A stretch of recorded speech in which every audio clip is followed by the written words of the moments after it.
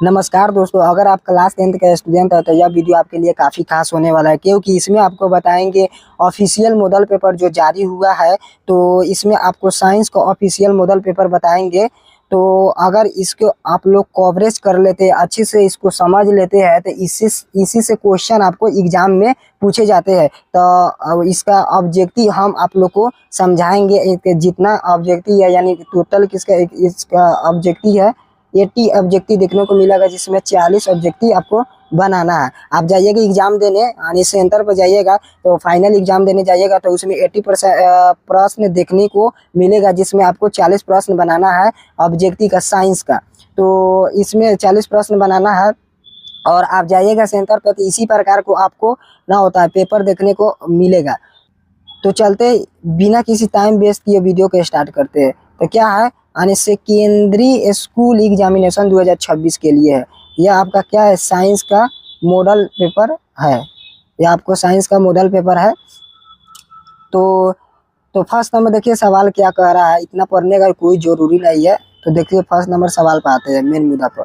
तो देखिए first number सवाल क्या कह रहा है, समतल दर्पण की फोकस दूरी होती है। तो समतल दर्पण की फोकस दूरी होती है, तो समतल दर्पण की फोकस दूरी आपका अनंत होती है, जो ऑप्शन नंबर सी में दिया हुआ है। तो ऑप्शन नंबर सी को टिक कर लेंगे। दूसरा नंबर देखिए क्या कह रहा है, दूसरा नंबर वास्तविक प्रतिबिंब दर्पण के किस ओर बनता है। तो वास्तविक प्रतिबिंब जब भी बनता है ना, तो दर्पण के क्या बनता है, आगे बनता है। वास्तविक प्रतिबिंब दर्पण के आगे बनता है, जो ऑप्शन नंबर बी में दिया होता है, ऑप्शन नंबर बी हो जाएगा।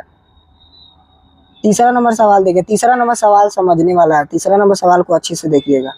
देखिए, यदि आपतन कोण 30 डिग्री हो तो परावर्तित किरण एवं आपतित किरण के बीच कौन होगा।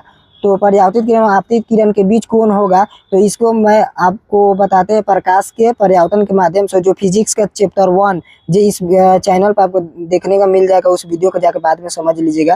तो देखिए, जैसे मान के चलिए एक बना दिए, यानी समतल दर्पण, समतल दर्पण बना दिए, समतल दर्पण बना है। उसके बाद आ रहा है आपतित किरण और जा रहा है परावर्तित किरण। इस समय क्या हो जाएगा, आ रहा है आपतित किरण, ये जा रहा है परावर्तित किरण। बीच में क्या हो जाएगा, बीच में हो जाएगा आपका अविलंब, बीच में विलंब हो जाएगा। इसमें क्या लिख देते हैं यहाँ पर, आपतित किरण हो जाएगा, परावर्तित किरण हो जाएगा। इसके बीच को आपतन कोण, इसके बीच के सॉरी इसके बीच को आपतन कोण, इसके बीच को परावर्तन कोण। तो जैसे में क्या दिया है, हमारे आपतन कोण दे दिया है, आपतन कोण दे दिया है कितना, 30 दिया है, आपतन कोण 30 दिया है, समझने की कोशिश कीजिएगा।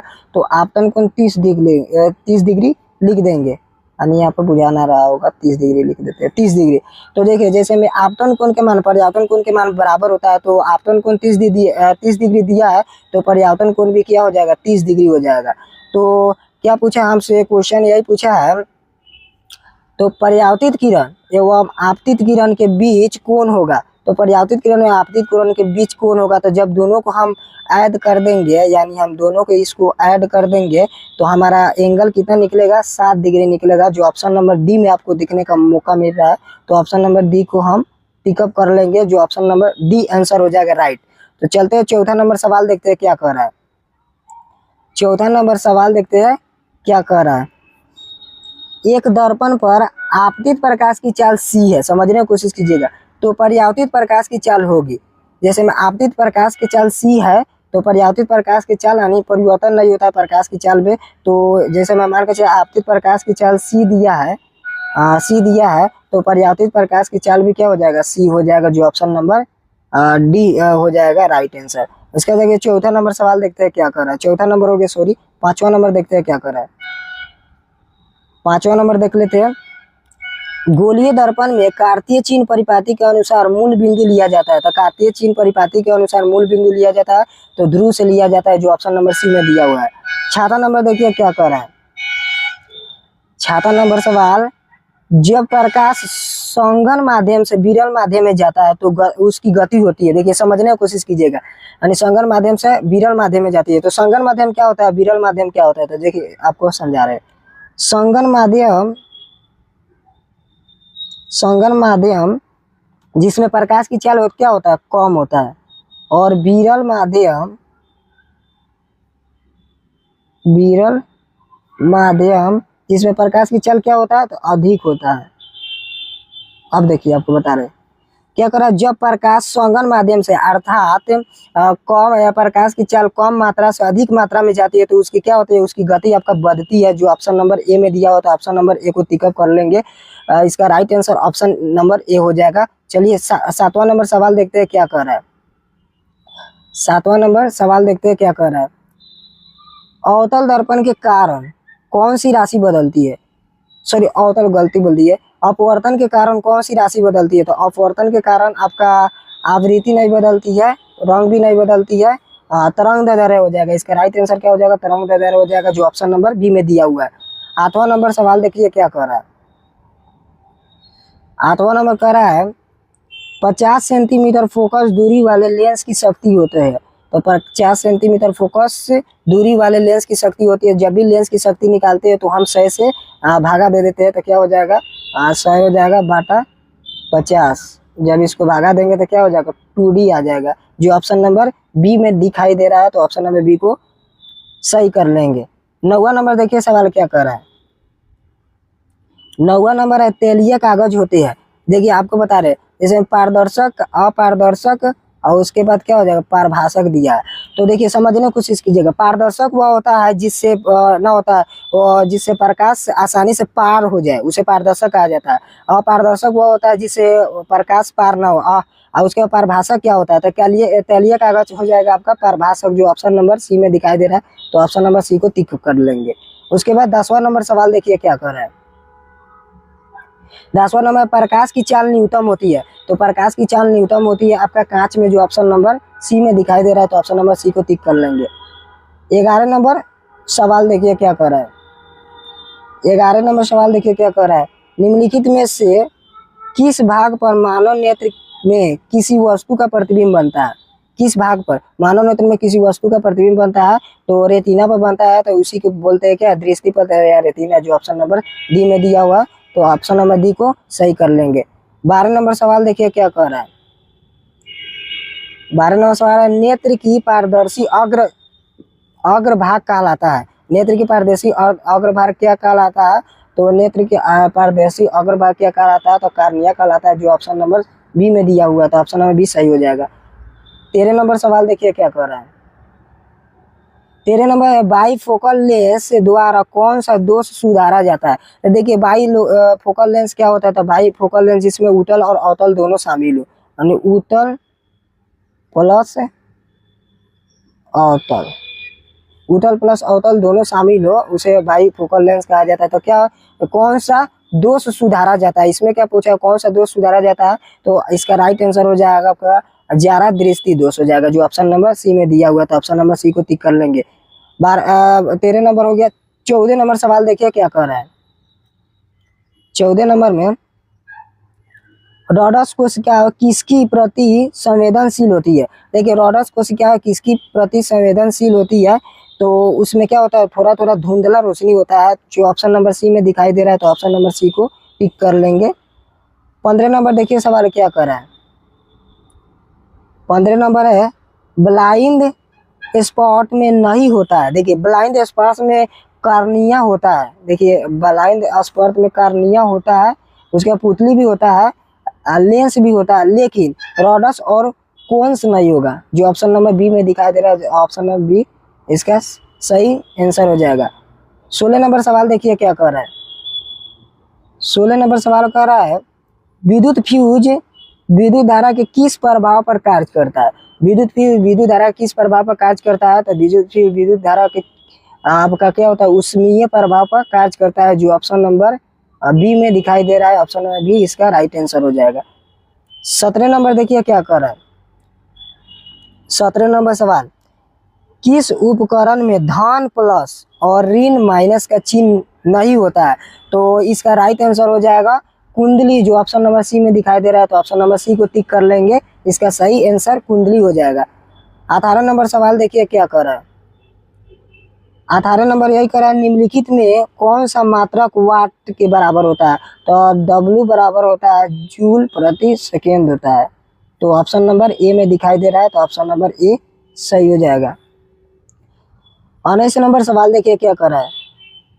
19 नंबर सवाल कर रहा है विद्युत हितल के तार की कुंडली बनी होती है, विद्युत हितल की तार की कुंडली बनी होती है तो नाइक्रोम की बनी होती है, जो आपका डी आंसर हो जाएगा, राइट आंसर हो जाएगा।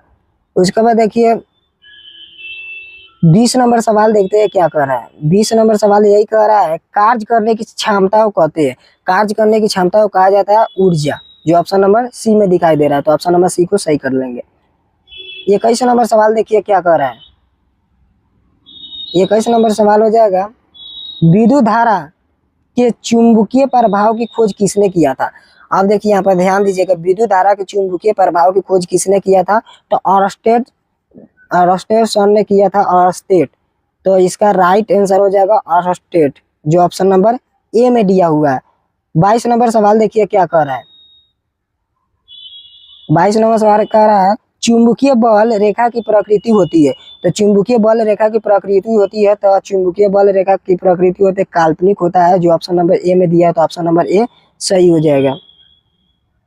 उसके बाद चलते हैं देखते हैं 23 नंबर देखिए सवाल क्या कह रहा है। 23 नंबर क्या कह रहा है विद्युत धारा उत्पन्न की युक्ति को कहते हैं, विद्युत धारा उत्पन्न करने की युक्ति को क्या कहा जाता है, तो विद्युत धारा उत्पन्न करने की युक्ति को जनरेटर कहा जाता है, जिसको जनित्र कहते हैं, जो ऑप्शन नंबर ए में दिखाई दिया है, जनित्र यानी जनरेटर हो जाएगा। ठीक है, उसके बाद 24 नंबर सवाल देखिए क्या कह रहा है। 24 नंबर सवाल हो जाएगा लघु पतन के समय परिपथ का प्रतिरोध होता है, तो लघु पतन के समय परिपथ का प्रतिरोध क्या होता है, बहुत कम हो जाता है, यानी जो ऑप्शन नंबर बी में दिया हुआ है तो बहुत कम हो जाता है। और यहाँ पर ध्यान दीजिएगा धारा इसका बढ़ जाता है, धारा क्या हो जाता है तब बढ़ जाता है, इसका धारा क्या हो जाता है तब बढ़ जाता है। उसके बाद चलिए 25 नंबर सवाल देखिए क्या कर रहा है, थोड़ा हम तेज में कराते हैं, या तो वीडियो क्या हो जाएगा काफी लंबा हो जाएगा। तो देखिए नाभिकीय ऊर्जा प्राप्त करने हेतु आवश्यक तत्व है, समझने की कोशिश कीजिएगा, नाभिकीय ऊर्जा प्राप्त करने हेतु आवश्यक तत्व है, तो आवश्यक तत्व क्या हो जाएगा यूरेनियम हो जाएगा, जो right answer option number C दिखाई दे रहा है, तो ऑप्शन नंबर सी को सही कर लेंगे। 26 नंबर सवाल देखिए क्या कर रहा है। 26 नंबर सवाल देखते हैं क्या कर रहा है प्रकृति में पृथ्वी पर ऊर्जा का मुख्य स्रोत था, कितना इजी क्वेश्चन पूछा हुआ है। प्रकृति में पृथ्वी पर ऊर्जा का मुख्य स्रोत कौन था, तो ऊर्जा का मुख्य स्रोत कौन था, तो सूर्य, जो ऑप्शन नंबर बी में दिखाई दे रहा है, तो ऑप्शन नंबर बी को टिक कर लेंगे। उसके बाद देखिए 27 नंबर क्या कर रहा है। 27 नंबर निम्न में किसका अर्थ जल होता है, हाइड्रो का अर्थ क्या होता है, तो जल होता है, जो ऑप्शन नंबर डी में दिखाई दे रहा था, ऑप्शन नंबर डी को टिकअप कर लेंगे। उसके बाद देखिए 28 नंबर क्या कर रहा है। 28 नंबर निम्नलिखित में कौन सा युग में एकल विस्थापन अभिक्रिया प्रदर्शित करती है, तो निम्नलिखित में कौन सा युग में एकल विस्थापन अभिक्रिया प्रदर्शित करती है, तो इसमें क्या होता है एकल विस्थापन अभिक्रिया करने के लिए क्या हो जाएगा कॉपर है, यानी यहाँ पर समझने की कोशिश कीजिएगा कॉपर है Cu, इससे ना होता है सोडियम क्लोराइड है, सोडियम क्लोराइड को कॉपर से अधिक अभिक्रियाशील होना चाहिए। तो देखिए मान के चलो कॉपर है, तो कॉपर सोडियम से क्या होता है अधिक क्रियाशील, यानी सोडियम होता है कॉपर से अधिक क्रियाशील नहीं होता है, जो ऑप्शन नंबर ए नहीं होगा।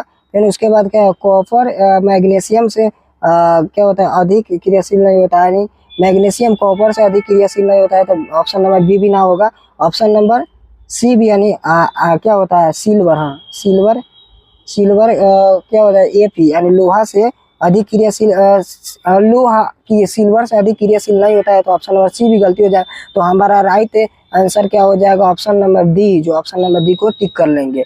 उसके बाद समझते हैं 29 नंबर सवाल क्या कर रहा है। 29 नंबर सवाल क्या कर रहा है साग सब्जियों का विघटित होकर कंपोस्ट बनाना किस अभिक्रिया का उदाहरण है, साग सब्जियों का विघटित होकर कंपोस्ट बनाना किस अभिक्रिया का उदाहरण है, तो इसका right answer option number B दिखाई दे रहा है ऊष्माक्षेपी, जो ऊष्माक्षेपी आपका सही आंसर हो जाएगा। 30 नंबर सवाल देखिए क्या कर रहा है। 30 नंबर सवाल यही कर रहा है निम्न में से कौन सा ऑक्सीकरण की क्रिया नहीं है, तो ऑक्सीकरण की क्रिया नहीं है, तो क्या ऑक्सीकरण की क्रिया हो जाएगा आपका दहन तो हो जाएगा, उसके बाद क्या होता है भोजन का पचना भी हो जाएगा और श्वसन भी हो जाएगा, लेकिन अवक्षेपण कहाँ से आ गया, अवक्षेपण ना होगा, जो ऑप्शन नंबर डी होगा, ऑप्शन नंबर डी इसका राइट आंसर हो जाएगा। 31 नंबर सवाल देखते हैं क्या कर रहा है। 31 नंबर सवाल कर रहा है ग्लूकोज का रासायनिक सूत्र निम्नलिखित में से कौन है। ग्लूकोज का रासायनिक सूत्र होता है C6H12O6, जो ऑप्शन नंबर सी में दिया है, तो ऑप्शन नंबर सी को सही कर लेंगे। 32 नंबर सवाल देखिए क्या कर रहा है। 32 नंबर निम्नलिखित में से कौन सी समीकरण संतुलित नहीं है। आप संतुलित करना देखिए आपको बता रहे हैं, जैसे में संतुलित करना आपको बता रहा है, जैसे में क्या H2 दूगो है, H2 दूगो है यानी बाएं पक्ष में, और दाएं पक्ष में भी क्या H2 दूगो है। यहाँ पर देखिए समझने की कोशिश कीजिएगा। और क्या ऑक्सीजन भी दूगो है, यहाँ पर भी ऑक्सीजन क्या है, ऑक्सीजन आपका दूगो है, तो यह आपका संतुलित हो जाएगा। क्या हो जाएगा, यह आपका संतुलित हो जाएगा, संतुलित हो जाएगा। उसके बाद दूसरा नंबर देखिए, दूसरा नंबर है क्या उसके बाद पोटेशियम, यानी पोटेशियम दूगो है, ठीक है। उसके बाद पोटेशियम सही है, इसके पोटेशियम हो गया दूगो, हाँ ठीक है। और उसके बाद दूगो यहाँ पर पोटेशियम हो गया, ठीक है। अब बाएं पक्ष में दूगो पोटेशियम है, और उसके बाद दाएं पक्ष में दूगो पोटेशियम है। उसके बाद Cl यानी Cl क्लोरीन, क्लोरीन कितना है, तो क्लोरीन है आपका दूगो, क्लोरीन दूगो है, तो क्लोरीन यहाँ पर भी दूगो है, क्लोरीन दूगो है। उसके बाद देखिए यहाँ पर ऑक्सीजन का हो गया, तो 3 दूना क्या होता है, 3 दूना 6 हो जाएगा, ऑक्सीजन 6 गो है, तो यहाँ पे भी 6 गो हो जाएगा कि 3 दूना 6, ऑक्सीजन भी 6 गो है, तो यह भी आपका क्या हो जाएगा, यह भी आपका संतुलित हो जाएगा। ऑप्शन नंबर बी भी संतुलित हो जाएगा। ऑप्शन नंबर सी देखिए, H2 है आपका 2 गो, और Cl क्लोरीन, क्लोरीन भी आपका 2 गो है, हाइड्रोजन भी 2 गो है, क्लोरीन भी 2 गो है, तो यहाँ पर हाइड्रोजन 2 गो है और क्लोरीन भी 2 गो है, तो ऑप्शन नंबर इसका डी हो जाएगा राइट आंसर। PbNO3 को whole to PbO plus NO3 और NO2 प्लस O2, और जो ऑप्शन नंबर डी में दिया हुआ है देखिए यहाँ पर Pb कितना है, Pb1 है, यहाँ पे Pb भी 1 है। उसके बाद ऑक्सीजन, ऑक्सीजन यहाँ पर 3 को दे दिया, यही पर गलती कर दिया, ऑक्सीजन यहाँ पर 3 दे दिया है, इसमें ऑक्सीजन एक भी नहीं है, तो इसका राइट आंसर हो जाएगा ऑप्शन नंबर डी। तो चलिए अब 33 नंबर सवाल देखते हैं क्या कर रहा है। 33 नंबर सवाल यही कह रहा है कोई विलयन जल लिटमस को नीला कर देता है, कोई विलयन लाल लिटमस को नीला कर देता है, इसका पीएच समझौता होता है। तो लाल लिटमस को नीला करता है तो वह क्या होता है, तो वह क्षार होता है, वह क्या होता है, क्षार होता है। तो क्षार होता है, तो आप लोग जानते हो अम्ल और क्षार, तो अम्ल जिसका पीएच 7 से अधिक हो, 7 से कम हो तो उसे अम्ल कहा जाता है, और 7 से अधिक यानी जिसका पीएच 7 से अधिक हो उसे क्या होता है, क्षार कहा जाता है। तो इसमें 7 से अधिक कौन है, तो ऑप्शन नंबर क्या हो जाएगा, बी हो जाएगा। 11 यहाँ पर दिखाई दे रहा है जो ऑप्शन नंबर बी में दिया हुआ है। 34 नंबर देखिए सवाल क्या कर रहा है। 34 नंबर यही कह रहा है यशद पुष्प होता है, यानी यशद पुष्प है, तो यशद पुष्प आपका जिंक ऑक्साइड होता है, जो ऑप्शन नंबर सी में दिया है, तो आप लोग इसे याद कर लीजिएगा, जिंक ऑक्साइड होता है। उसके बाद 35 नंबर देखिए क्या कर रहा है। 35 नंबर निम्नलिखित में कौन गैस चूने की पानी की दूधिया कर देता है, दूधिया कर देता है, चूने के पानी को दूधिया कौन कर देता है, तो आपका कार्बन डाइऑक्साइड, जो ऑप्शन नंबर डी में दिखाई दे रहा है CO2, कार्बन डाइऑक्साइड चूने के पानी को दूधिया कर देता है। उसके बाद 36 नंबर देखिए क्या कर रहा है। 36 नंबर मधुमक्खी के डंक में निम्नलिखित में से कौन सा अम्ल होता है, तो मधुमक्खी के डंक में निम्नलिखित में कौन सा अम्ल होता है, तो मेथनाइक अम्ल होता है। यानी क्या हो जाएगा, यहाँ पर आपको समझा देते हैं क्या होता है, चींटी के यानी मधुमक्खी के डंक में क्या हो जाता है, एक प्रकार के फार्मिक अम्ल होता है, फार्मिक अम्ल होता है, फार्मिक अम्ल होता है। तो इसका क्या होता है, मेथनाइक हो जाएगा, जो ऑप्शन नंबर ए में दिखाई दे रहा है, तो ऑप्शन नंबर ए को टिक कर लेंगे। उसके बाद देखिए 37 नंबर सवाल क्या कर रहा है। 37 नंबर सवाल देखते हैं क्या कर रहा है। 37 नंबर प्लास्टर ऑफ पेरिस का रासायनिक सूत्र होता है, तो प्लास्टर ऑफ पेरिस का रासायनिक सूत्र होता है CaSO4 इंटू 1/2 H2 यानी हाफ H2 हो जाएगा। तो ऑप्शन नंबर बी में दिखाई दे रहा है, तो ऑप्शन नंबर बी को टिक कर लेंगे, इसका right answer option number B हो जाएगा। उसके बाद देखिए 38 नंबर सवाल क्या कर रहा है। 38 नंबर क्या कह रहा है, अम्ल और क्षार आपस में अपक्रिया कर बनाते हैं, तो अम्ल और क्षार जब भी आपस में अपक्रिया करते हैं तो वह क्या बनाते हैं, तो एक प्रकार का लवण बनाते हैं, जो ऑप्शन नंबर सी में दिखाई दे रहा है। 39 नंबर देखिए क्या कर रहा है। 39 नंबर क्या कर रहा है, निम्नलिखित में किस तत्व में संयोजी इलेक्ट्रॉनों की संख्या सबसे अधिक है, तो संयोजी इलेक्ट्रॉनों की संख्या सबसे अधिक क्या है, तो क्या हो जाएगा, यहाँ पर दिया है Si सिलिकॉन, और उसके बाद फास्फोरस, और उसके बाद Al एल्यूमिनियम, और उसके बाद सोडियम। जैसे मान के चलिए इसका जैसे मान के चलिए यहाँ पर बता देते हैं। यानी 14 पर होता है Si 14, तो क्या हो जाएगा, बायतम क्या पूछा है, इलेक्ट्रॉनों की संख्या। तो इसका बायतम का अच्छा वाला देखेंगे, लास्ट वाला, इलेक्ट्रॉनों की संख्या कितनी है। तो सबसे अधिक क्या पूछा है, सबसे अधिक इलेक्ट्रॉनों की संख्या क्या है। तो सबसे अधिक जैसे सिल्वर दे दिया है तो Si सिल्वर का सॉरी Si सिलिकॉन, सिलिकॉन 14 हो जाएगा, तो बायतम क्वेश्चन में 2 हो जाएगा, और दूसरा कक्षा में क्या हो जाएगा, सेकेंड में 8 हो जाएगा। उसके बाद क्या बचा, 4 बचा बायतम कक्षा। उसके बाद देखिए Al एल्यूमिनियम 13 होता है, तो 2 फर्स्ट वाला में 2 और दूसरा वाला में 8 हो जाएगा। उसके बाद क्या हो जाएगा, 3 हो जाएगा। और उसके बाद सोडियम के देखिए, सोडियम 11 पे होता है, तो सोडियम के 11 पे होता है, तो क्या प्रथम कक्षा में 2 होगा, उसके बाद द्वितीय कक्षा में 8 होगा, और उसके बाद लास्ट में 1 बच जाएगा। और उसके बाद देखिए फास्फोरस 15 पे होता है, तो फास्फोरस 15 पे होता है, तो क्या हो जाएगा, प्रथम कक्षा में 2 हो जाएगा, और द्वितीय कक्षा में 8 हो जाएगा, और बचा कितना, 5, और उसके बाद तृतीय कक्षा में हो जाएगा 5। तो इसके क्या पूछा है, क्वेश्चन हमसे यही पूछा है, निम्नलिखित में किस तत्व में संयोजी इलेक्ट्रॉनों की संख्या सबसे अधिक है। तो संयोजी इलेक्ट्रॉनों की संख्या क्या होता है, तो लास्ट वाला होता है, तो लास्ट वाला सबसे ज्यादा क्या है, किसमें दिखाई दे रहा है, तो सबसे ज्यादा 5 हो जाएगा, जो फास्फोरस का होता है। तो ऑप्शन नंबर सी हो जाएगा, ऑप्शन नंबर सी को टिक कर लेंगे, फास्फोरस हो जाएगा इसका राइट आंसर। उसके बाद 40 नंबर देखिए सवाल क्या कर रहा है, 40 नंबर यही है, क्यूपराइट निम्नलिखित में किस धातु का अयस्क है। तो क्यूपराइट निम्नलिखित में किस धातु का अयस्क है, तो यह हो जाएगा Cu, यहाँ पर Cu इसका राइट आंसर हो जाएगा कॉपर। क्यूपराइट किस निम्नलिखित में किस धातु का अयस्क है, तो कॉपर का अयस्क है, जो ऑप्शन नंबर सी में दिखाई दे रहा है। तो 40 आपका प्रश्न बता दिए, तो आप लोग हमें बता दें 40 में आप लोग को कितना सही हुआ है, यानी क्या होता है 40 में कितना सही हुआ है, आप लोग कमेंट में बता दीजिएगा। उसके बाद देखिए नेक्स्ट प्रश्न देखते हैं क्या कर रहा है, यानी 41 नंबर देखते हैं क्या कर रहा है। 41 नंबर थोड़ा देख लेते हैं क्या कर रहा है। 41 नंबर यही है, ऑक्सीजन की संयुक्ता होती है, तो ऑक्सीजन की संयुक्ता क्या होती है, तो आपको बता देते हैं ऑक्सीजन की परमाणु संख्या क्या होती है, तो ऑक्सीजन की परमाणु संख्या 8 होती है। अब संयुक्ता निकालते हैं किस तरह, देखिए तो संयुक्ता निकालने के क्या होता है, परमाणु संख्या 8 होती है, तो प्रथम कक्षा में 2 लगेंगे, उसके बाद बचा कितना 6 बचा। तो हम जानते हैं जब भी हम संयुक्ता निकालते हैं तो परमाणु संख्या को लास्ट वाला डिजिट से घटा देते हैं। तो जैसे मैं मान के जो परमाणु संख्या 8 है, यानी ऑक्सीजन के, तो 8 में से 6 घटा देंगे, तो इसका राइट आंसर 2 निकल जाएगा, जो ऑप्शन नंबर सी में दिखाई दे रहा है। तो ऑप्शन नंबर सी को टिक कर लेंगे। उसके बाद 42 नंबर देखिए प्रश्न क्या कर रहा है।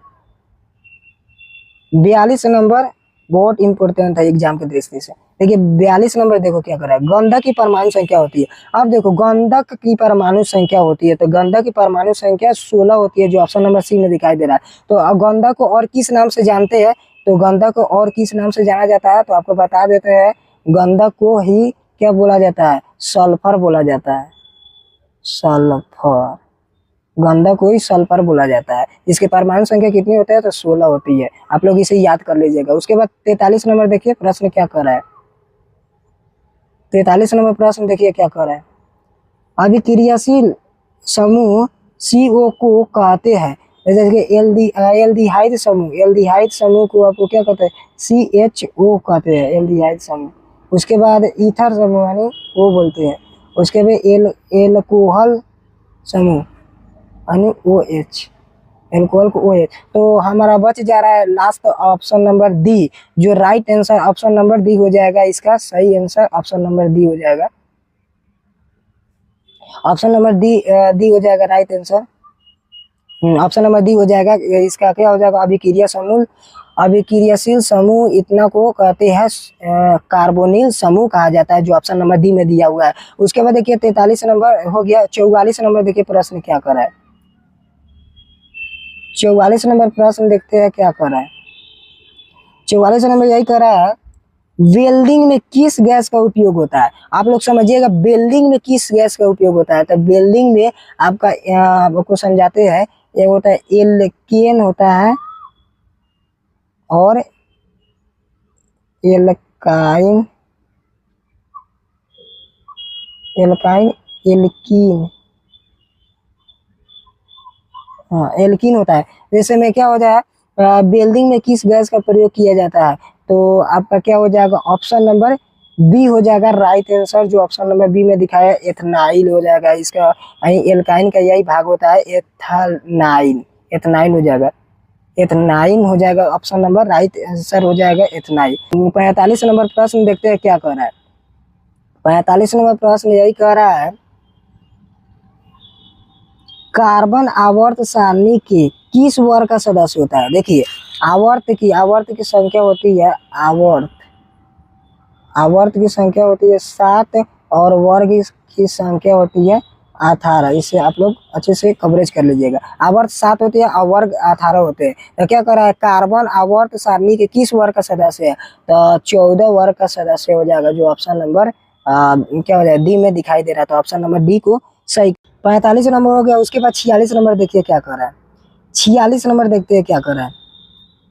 तो देखिए, एथाइन में कार्बन कार्बन परमाणु के बीच कितने सहसंयोजक आबंध बनते हैं? तो देखिए, आपको समझा रहे सहसंयोजक आबंध कितने बनते हैं एथाइन। तो एथाइन बोला है, तो एथाइन यानी एल्काइन का एक भाग होता है। तो इसको लिखेंगे alkene, alkane, alkane, alkene, alkyne, alkyne. देखिए, एल्कीन, एल्केन, एल्काइन, जैसे में एल्कीन, एल्कीन, एल्काइन। तो देखिए हम क्या होता है, एथाइन बोला है तो आइन लास्ट में आइन आ रहा है, तो यानी एल्काइन में ध्यान रखेंगे। तो एल्काइन क्या होता है, एल्काइन में कार्बन कार्बन के बीच ट्रिपल बॉन्ड होता है।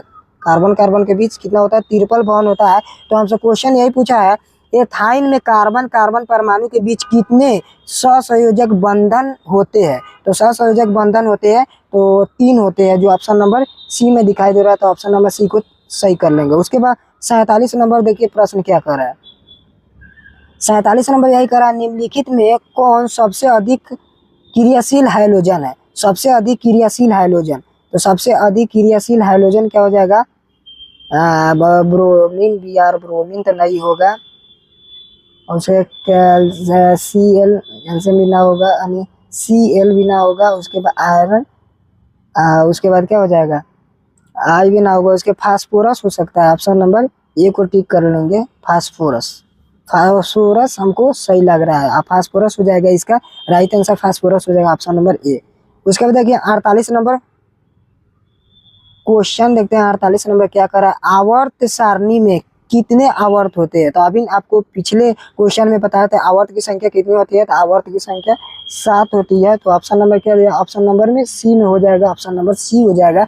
आवर्त की संख्या कितनी होती है, 7 होती है। उसके बाद क्या होता है, 49 नंबर क्वेश्चन देखिए क्या कर रहा है, पोटेशियम की परमाणु संख्या 19 है। समझिएगा, पोटेशियम की परमाणु संख्या 19 है, इसकी संयोजकता क्या है? तो इसकी संयोजकता अभी बताया, संयोजकता क्या होता है। तो फर्स्ट में पहले क्या हो जाएंगे, फर्स्ट क्या होता है, प्रथम कक्षा में रखेंगे, उसके बाद द्वितीय में आठ रख देंगे, उसके बाद तृतीय में आठ रख देंगे, बचा क्या, एक। तो इसका राइट आंसर क्या हो जाएगा, एक हो जाएगा, जो ऑप्शन नंबर 1 में दिखाई दे रहा है। ऑप्शन नंबर ए हो जाएगा राइट आंसर। उसके 50 नंबर देखिए क्या हो जाएगा।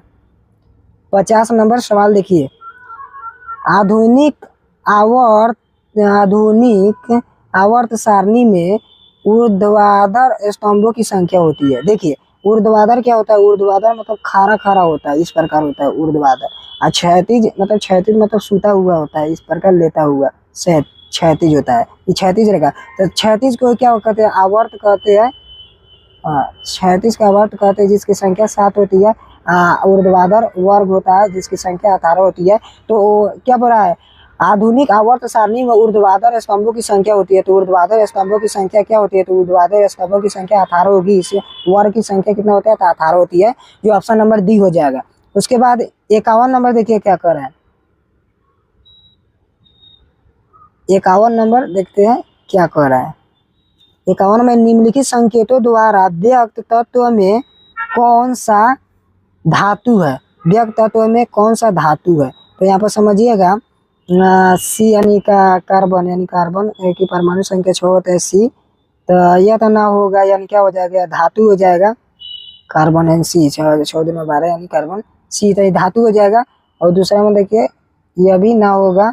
ऑप्शन नंबर बी दिखाई दे रहा है, यानी कैल्शियम, सोडियम, पोटेशियम और सोडियम।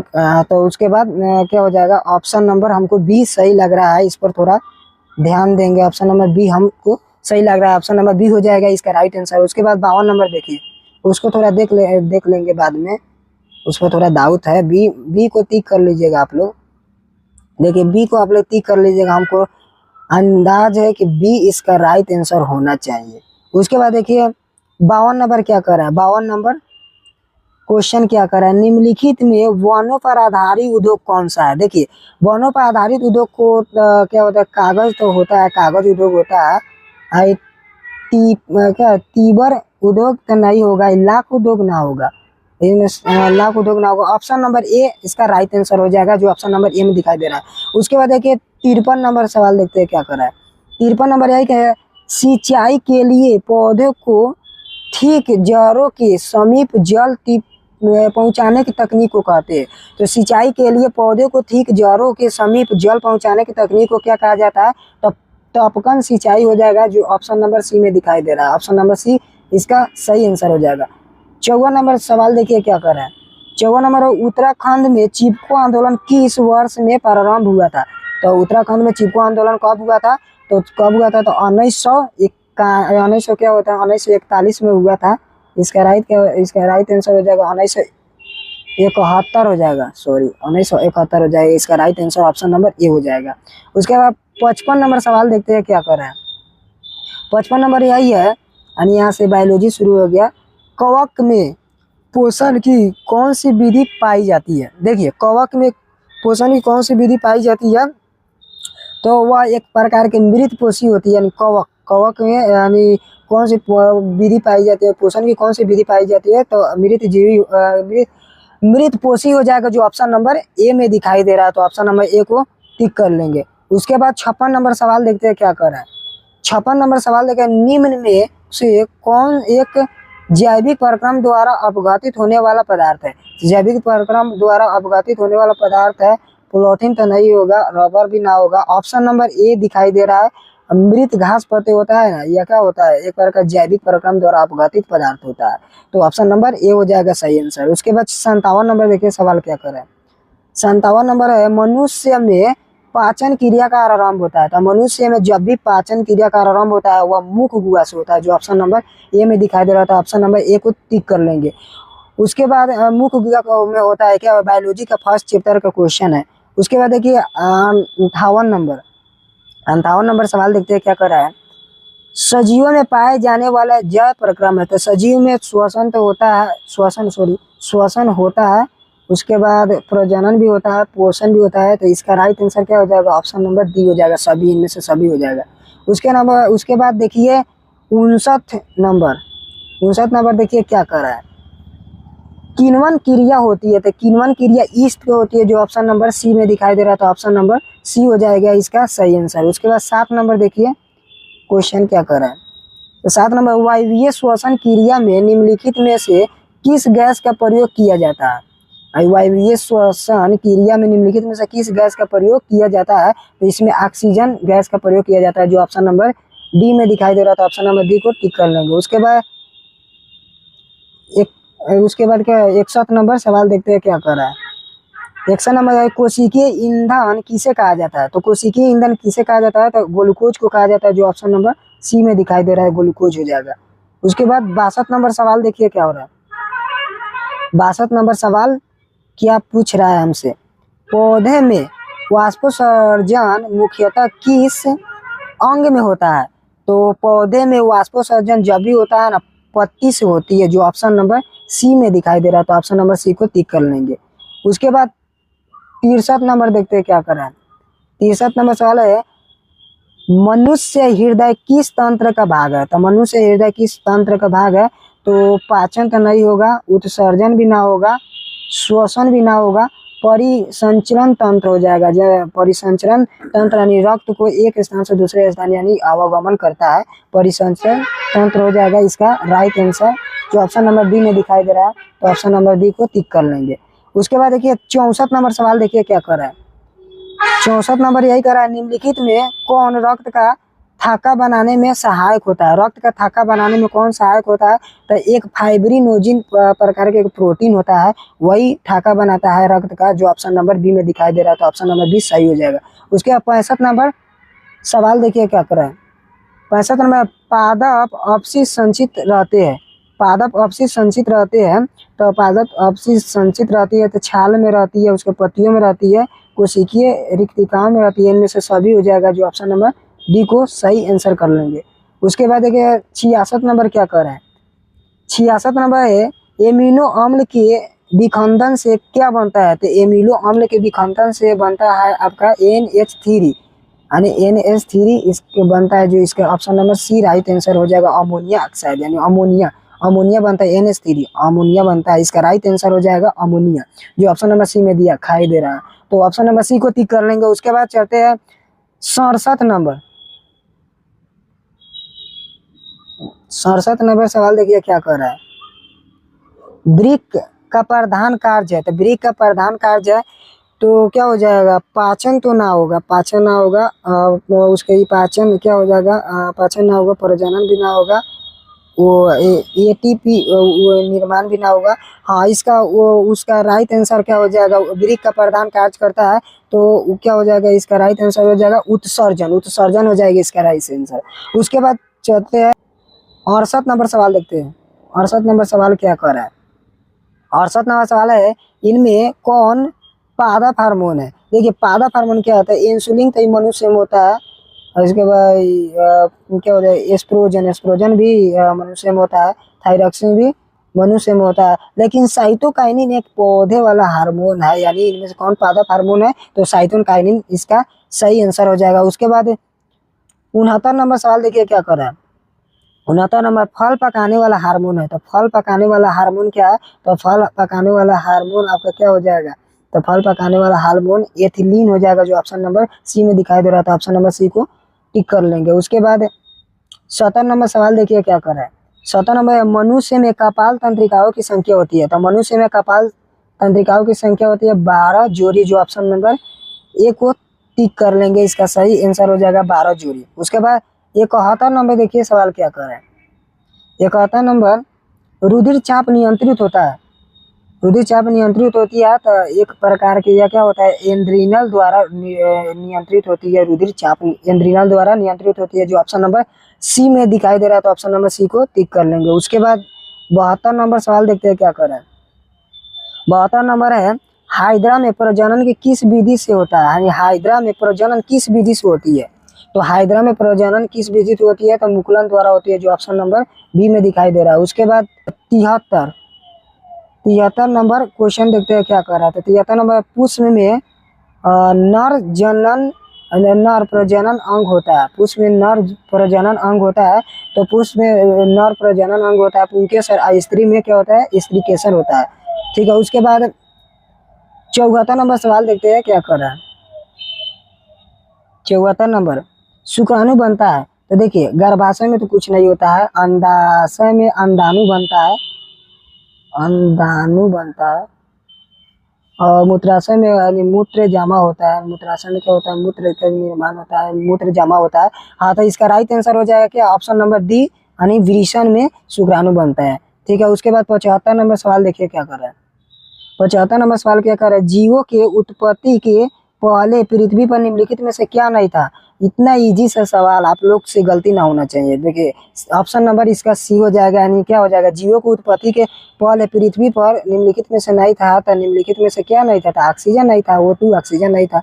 उसके बाद 76 नंबर सवाल देखिएगा। 76 नंबर सवाल क्या कर रहा है, आर्क आर्कियोपटेरिक्स के संबंध में निम्नलिखित में कौन कथन यानी सत्य है। देखिए यानी यह बुक से बाहर का क्वेश्चन है, ये कभी ऐसा क्वेश्चन है। देखिए आर्कियोपटेरिक्स के संबंध में निम्नलिखित में कौन कथन सत्य है, तो इसमें क्या होता है, तो एक प्रकार के हो जाएगा, यह एक प्रकार के जीवाश्म है। उसके बाद इसके जबड़े में दांत और उंगलियां में नखें थे। इसमें दाहिने तथा पंख विद्यमान थे। इनमें से सभी को इसको टिक कर देंगे, ऑप्शन नंबर डी को सही कर देंगे, ऑप्शन नंबर डी हो जाएगा, इसका सभी हो जाएगा। उसके बाद देखते हैं 77 नंबर सवाल क्या कर रहा है। 77 में निम्नलिखित में से कौन प्राणी अपना लिंग बदल सकता है? तो निम्नलिखित में से कौन प्राणी अपना लिंग बदल सकता है? तो इसका राइट आंसर हो जाएगा ऑप्शन नंबर ए, घोंघे आपका रंग बदल सकता है। उसके बाद देखिए 78 नंबर सवाल क्या कह रहा है। 78 नंबर है, निम्नलिखित में से कौन पर्यावरण के अंतर्गत आते हैं? निम्नलिखित में से कौन से पर्यावरण के अंतर्गत आते हैं? तो क्या होता है, जल मंडल आता है, उसके बाद स्थल मंडल भी आता है, वायुमंडल भी आता है। तो इसका राइट आंसर क्या हो जाएगा, ऑप्शन नंबर डी हो जाएगा, इनमें से सभी हो जाएगा। उसके बाद देखिए 79 नंबर सवाल देखते हैं क्या करें। मैदानी पारिस्थितिक तंत्र में मेढक किस प्रकार का उपभोक्ता है? देखिए उपभोक्ता बता देते हैं। मान के चलिए कोई एक इतना होता है, पौधा हो गया, पौधा हो गया, पौधा को मान के चलिए कीट खा लिया, तो यह हो जाएगा प्राथमिक उपभोक्ता, प्राथमिक उपभोक्ता हो जाएगा। और कीट खा लिया तो प्राथमिक उपभोक्ता, उसके बाद कीट को मेढक खा लिया तो द्वितीय उपभोक्ता हो जाएगा, द्वितीय। और द्वितीय उपभोक्ता को यानी मेढक को सर्प खा लिया तो वो हो जाएगा आपका क्या, तृतीय उपभोक्ता हो जाएगा। तो हमसे क्या पूछा है, हमसे क्वेश्चन यही पूछा है कि मैदानी पारिस्थितिक तंत्र में मेढक किस प्रकार का उपभोक्ता है? तो ऑप्शन नंबर इसको डी को सही कर लेंगे, द्वितीय उपभोक्ता है। यानी क्या हो जाएगा, कीट हो जाएगा प्रथम उपभोक्ता, और क्या होता है, मेढक होता है, मेढक हो जाएगा आपका, मेढक द्वितीय उपभोक्ता होता है, मेढक द्वितीय उपभोक्ता होता है, और सर्प तृतीय उपभोक्ता होता है। आपको इसको याद कर लीजिएगा। उसके बाद देखिए 80 नंबर सवाल क्या कर रहा है, लास्ट क्वेश्चन है। 80 नंबर सवाल देखते हैं क्या कर रहा है। निम्नलिखित में कौन एक जैव अनिम्नीकरणीय पदार्थ है? तो इसका राइट आंसर हो जाएगा ऑप्शन नंबर डी, डीडीटी, जो खेतों में छीटा जाता है, डीडीटी हो जाएगा। तो आप लोग से एक सवाल है कि आप लोग के कितना मान के चलिए 80 प्रश्न में से आपका कितना सही हुआ है, आपको कमेंट में बता देना है, ताकि हमको भी समझ यानी जितना स्टूडेंट है 2026 के लिए तैयारी कर रहा है, वह कितना मतलब तैयारी कर रहा है, आपका उसका एग्ज़ाम की तैयारी किस तरह चल रही है, तो हम देखना चाहते हैं। तो आप लोग कमेंट में आपका नंबर यानी मार्क्स बता दीजिएगा, कितना आया, 80 प्रश्न में कितना आपका सही हुआ है। तो अगर यह वीडियो थोड़ा सा भी यूजफुल लगे तो आप लोग इस चैनल को क्या कर लीजिएगा, सब्सक्राइब भी कर लीजिएगा,